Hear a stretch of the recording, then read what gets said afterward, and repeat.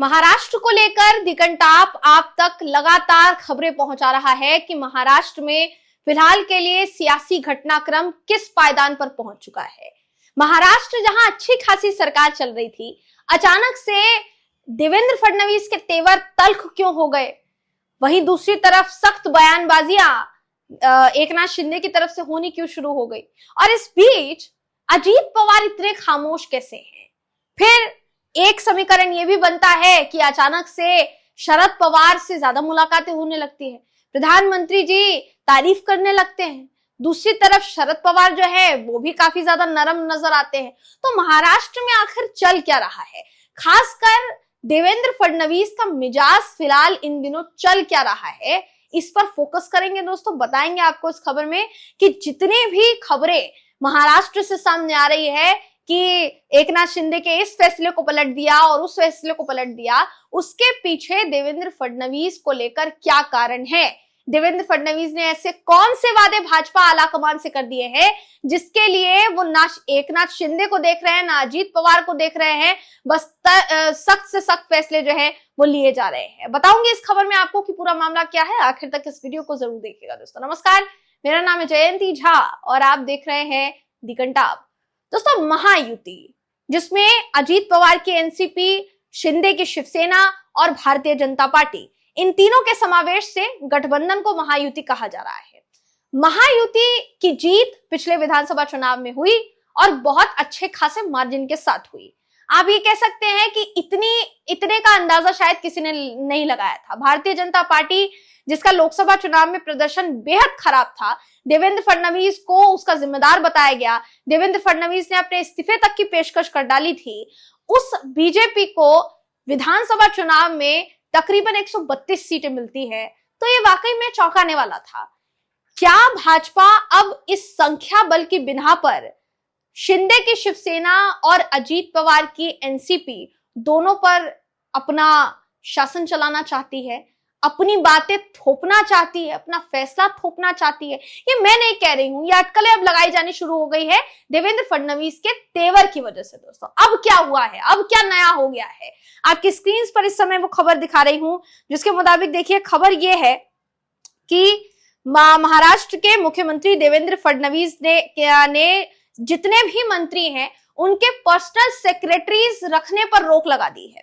जी हाँ, ये खबर कहती है कि मंत्रियों के पर्सनल सेक्रेटरी पर रोक लगा दी है, पुरानी सरकार के फैसलों की समीक्षा करने की ठान ली है, हर योजना की जांच करने का आदेश वो दे रहे हैं। दोस्तों, वो एनसीपी का विभाग रहा हो, वो शिवसेना का विभाग रहा हो, तमाम मंत्रियों के विभागों की जांच चल रही है।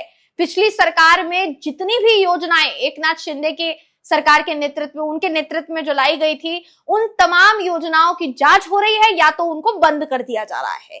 देखिए, फैसले से सहयोगी शिवसेना और एनसीपी बेशक नाराज हो, लेकिन देवेंद्र फडणवीस के जो तेवर हैं वो कम होने का नाम नहीं ले रहे हैं। तो सवाल ये उठता है कि आखिर देवेंद्र फडणवीस अपने सहयोगियों को लेकर भी नरम क्यों नहीं दिखाई दे रहे हैं। जब तक चुनाव होना था, जब तक साथ चाहिए था गठबंधन का, तब तक तो बहुत ज्यादा सॉफ्ट नजर आए, वो सॉफ्ट हार्टेड पर्सन नजर आए, सॉफ्ट हार्टेड पार्टी के तौर पर अपने सहयोगी दलों का साथ दिया। लेकिन जब बीजेपी चुनाव जीत गई तो क्या अब इस बात की कवायद शुरू हो गई है कि आने वाला लोकसभा चुनाव और आने वाला विधानसभा चुनाव, जो दोनों ही अभी बहुत दूर है, उससे पहले बीजेपी की पैठ इस कदर मजबूत करनी है कि अपने दम पर भारतीय जनता पार्टी अगला चुनाव, चाहे वो लोकसभा हो विधानसभा हो, वो लड़ पाए। क्या इसके लिए देवेंद्र फडणवीस तैयारी कर रहे हैं? सवाल फिलहाल के लिए उठ रहा है। दोस्तों, खबर देखिए, ये कहती है कि फडणवीस अपने दूसरे कार्यकाल में कड़क बन गए हैं। काफी लक्ष्य भाजपा आलाकमान ने उनको दिए हैं, उनमें से 2 ऐसे वादे हैं जिस पर अमल करने के लिए ये सख्ती जो है देवेंद्र फडणवीस दिखाते हुए नजर आ रहे हैं। अब ये 2 वादे क्या किए गए हैं, जरा इसको सुन लीजिए।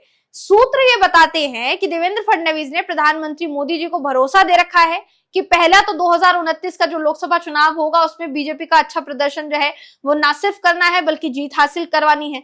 2024 के लोकसभा चुनाव में बीजेपी की जो सीटें घटकर सिर्फ 9 हो गई, उसको बढ़ाने का काम करना है, ये भी कहा गया, ये वादा किया गया देवेंद्र फडणवीस द्वारा। दूसरा जो वादा है वो भी महाराष्ट्र से जुड़ा हुआ है। अमित शाह ने उन्हें 2029 के महाराष्ट्र विधानसभा चुनाव में अपने दम पर बहुमत हासिल करने का लक्ष्य जो है वो दिया है। ये बात आपकी जानकारी में होगी कि 132 सीटें बेशक भाजपा की आई थी, लेकिन बहुमत से 13 सीट भाजपा पीछे रह गई थी, जिसकी वजह से अपने सहयोगियों को उसको साथ लेकर चलना पड़ा। अगर वो अपने बिना पर सरकार बनाने में काबिल होती दोस्तों, तो अभी फिलहाल के लिए एकनाथ शिंदे हो या अजीत पवार हो, वो अपना उतना रुतबा कायम नहीं कर पाते जितना वो अभी फिलहाल के लिए कर पा रहे हैं। फडणवीस के सामने चुनौती है कि 5 साल तक सरकार साफ सुथरी रहे, ईमानदार रहे, एंटी करप्शन रहे, किसी तरीके का कोई करप्शन नहीं चाहिए। और अगर करप्शन का दाग लगा तो फिर आगामी जो 2 चुनाव होंगे उसमें भारतीय जनता पार्टी के लिए मुश्किलें खड़ी हो सकती है। ये कारण है कि फिलहाल के लिए देवेंद्र फडणवीस जो है फुल फॉर्म में नजर आ रहे हैं और हर चीज की जांच करते हुए दिखाई दे रहे हैं। अब बेशक देवेंद्र फडणवीस जो दिखाने की कोशिश कर रहे हैं कि सरकार एंटी करप्शन बने, सरकार में किसी तरीके का भ्रष्टाचार ना हो, ये हो सकता है कि काफी प्रयासों के बाद दिखना शुरू हो जाए दोस्तों, मगर सरकार के अंदर क्या चल रहा है क्या नहीं चल रहा है ये तो हमें नहीं पता चल पाता है ना। ये तो तभी पता चल पाता है जब बड़े बड़े खुलासे होते हैं। हालांकि ऐसा कोई खुलासा महाराष्ट्र को लेकर हुआ नहीं, लेकिन अपनी ही सरकार, अपनी ही, क्योंकि सबसे जरूरी बात यह है कि बेशक एकनाथ शिंदे मुख्यमंत्री थे, लेकिन उप मुख्यमंत्री के तौर पर उस वक्त अजीत पवार और देवेंद्र फडणवीस भी तो थे। क्या उनसे सलाह मशवरा ना करके एकनाथ शिंदे ने सारे फैसले कर लिए? इससे पहले एक योजना पर यही तो कहा था एकनाथ शिंदे ने कि जिस समय आप जिस योजना की जांच कराने की बात कर रहे हैं, आप जिस योजना को बंद करने की बात कर रहे हैं, पहले तो मैं उस पर संज्ञान लूंगा, लेकिन ये भी कहना चाहूंगा कि उस समय उप मुख्यमंत्री पवार साहब और फडणवीस साहब दोनों थे। तो जो फैसले लिए गए हैं पूरी सरकार के तहत ही लिए गए हैं, ये तो एकनाथ शिंदे खुलकर कह चुके हैं। तो सवाल ये उठता है कि ये छवि दिखाना कि एंटी करप्शन होना चाहिए, किसी तरीके का करप्शन नहीं होना चाहिए, किसी तरीके का भ्रष्टाचार नहीं होना चाहिए, साफ सुथरी सरकार होनी चाहिए, तो फिर तब आप चाहते नहीं थे या फिर आप मुख्यमंत्री बनना चाहते थे और मुख्यमंत्री बनने के बाद आपको ये सब करना था? सवाल ये भी उठ रहे हैं। देखिए, लाडली बहन के अलावा भी कई योजनाओं को भारतीय जनता पार्टी अमल में लाना चाहती है, जमीन पर उतारना चाहती है।